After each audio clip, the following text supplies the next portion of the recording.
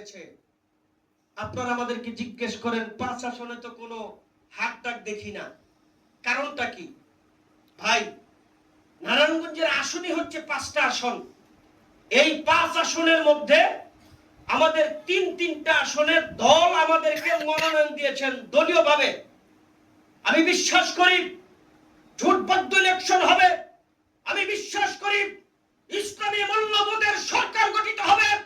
আমি বিশ্বাস করি সত্যিকার অর্থে বাংলাদেশের স্বাধীনতা অক্ষুণ্ণ করে রাখার জন্য, মানুষের অধিকার ফিরে দেওয়ার জন্য একটি কঠিন দুর্গ ইস্পাত হবে, একটি বৃহৎ জোট হবে। সেই জোট থেকে নারায়ণগঞ্জে আমরা 4 আসনকে বাছাই করেছি। মুক্তিমোড়েরকে সংসদে নির্বাচিত করব, ঠিক কিনা? বাকি এখন আমার উপরে প্রচন্ড চাপ। আপনি নারায়ণগঞ্জ 5 আসনে নামছেন না কেন? কি সমস্যা আপনার? কি হয়েছে আপনার? না রে ভাই, আমরা এত বড় পাগল না। সব আসনে আমরা ইলেকশন করব, সব আসনে আমরা প্রার্থী দিব। ভোট পাইব 1200, ভোট পাইব 300। এই রাজনীতি অন্তত পক্ষে আমরা নারায়ণগঞ্জে করি না।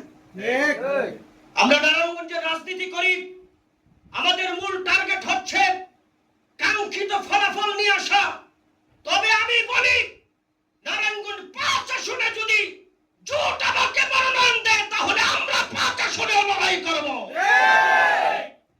কিন্তু বড় দুঃখ এবং আফসোস লাগে, আমার একজন প্রিয় ভাই নারায়ণগঞ্জেরই সন্তান, ওনার স্লোগান, উনি স্লোগান দেয় I M A made in Narayanganj. এই স্লোগান দিয়ে তোপের মুখে পড়লেন। সমালোচনা করে কারা? যারা মেড ইন নারায়ণগঞ্জ না, এরা সমালোচনা করে। আরে ভাই, মাসুদুজ্জামান মাসুদ ভাইয়ের মতো লোক তো আমাদের নারায়ণগঞ্জে দরকার, উন্নয়নের জন্য দরকার, আমাদের পাশে দরকার। নারায়ণগঞ্জের মানুষ যদি মাসুদুজ্জামান মাসুদ ভাইকে পাশে পায়, এমপি লাগবে না, সব পিটাইয়া তক্তা বানায় দেওয়া হবে।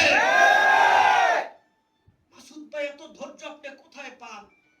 এত সমালোচনা আপনার বিরুদ্ধে করে আপনি মুস্কি হাসি দিয়ে শুধু এড়ায় যান। এত ধৈর্য আপনি কোথায় পান? জানি আপনাকে মূল জায়গা থেকে ধৈর্য ধারণ করার আহ্বান জানিয়েছে। আর যারা লাফালাফি করে ওই মূল দরজা, তাদের কোনো হাত নাই। আমি আজকে স্পষ্ট ভাষায় ঘোষণা দিচ্ছি, যদি নারায়ণগঞ্জ 4 আসনে, নারায়ণগঞ্জ 5 আসনে আমাদের ভাই, আমাদের প্রিয় যোদ্ধা, আমাদের সহকারী, নারায়ণগঞ্জের উন্নয়নের কান্ডারি মাসুদুজ্জামান মাসুদ ভাইকে যদি জোট থেকে মনোনয়ন দেওয়া হয়, আমি মাওলানা ফেরদৌস ঘোষণা দিলাম, আমার সর্বোচ্চ শক্তি দিয়া মাসুদ ভাইয়ের পাশে থাকবে ইনশাআল্লাহ। সংগ্রামী সাথী বন্ধুগণ, শেষ কথা, আজকে 12 নং ওয়ার্ডে আমাদের কমিটি গঠন হয়েছে। ধারাবাহিকভাবে 27টি ওয়ার্ডে আমরা কমিটি গঠন করব।